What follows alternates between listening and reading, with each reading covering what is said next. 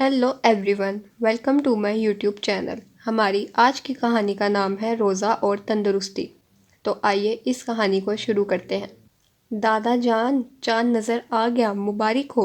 उसामा दौड़ता हुआ इनके कमरे में दाखिल हुआ। दादा जान ने भी इसे मुबारकबाद दी और पूछा, उसामा बेटा, इंशाल्लाह कल तुम रोज़ा रखोगे?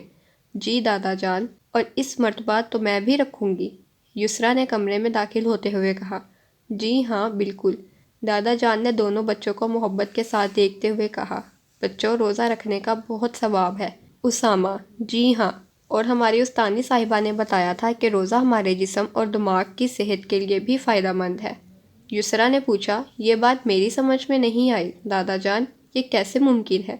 दादा जान ने रोज़े के फ़ायदे बताते हुए कहा, बच्चों, जब हम रोज़े की हालत में कुछ घंटों के लिए खाना पीना छोड़ देते हैं तो हमारे मैदे को आराम मिलता है और इसके अंदरूनी निज़ाम की तजदीद होती है।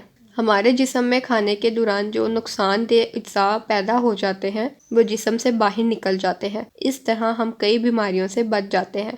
उसामा ने कहा, हमारे जिस्म की ज़ायद चर्बी भी घुल जाती है और मोटापा कम हो जाता है, कोलेस्ट्रॉल भी कम हो जाता है। दादा जान ने तस्दीक की, हाँ, यही मोटापा, दिल और ब्लड प्रेशर जैसी बीमारियों की जड़ है। युसरा ने पूछा, और दिमाग को कैसे फ़ायदा पहुंचता है और यह तेज़ कैसे हो जाता है?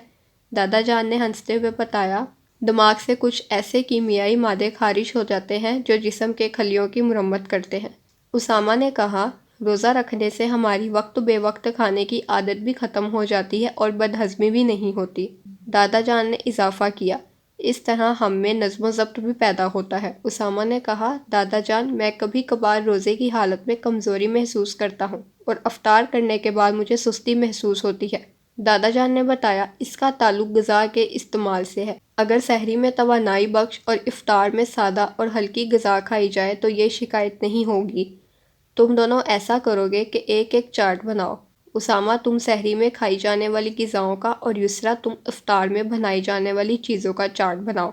दोनों बच्चे चार्ट बनाने चले गए और थोड़ी देर में चार्ट बना लाए। उसामा ने सहरी की तवानाई से भरपूर चार्ट बनाया और दादा जान को दिखाया।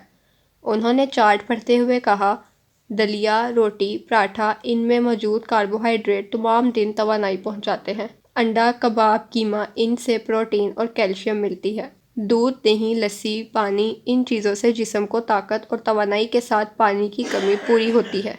युसरा बेटी, क्या तुम्हारा चार्ट तैयार है? युसरा ने अपना चार्ट आगे बढ़ाया। ये देखे दादा जान। दादा जान युसरा का चार्ट देखकर बोले, दुरुस्त।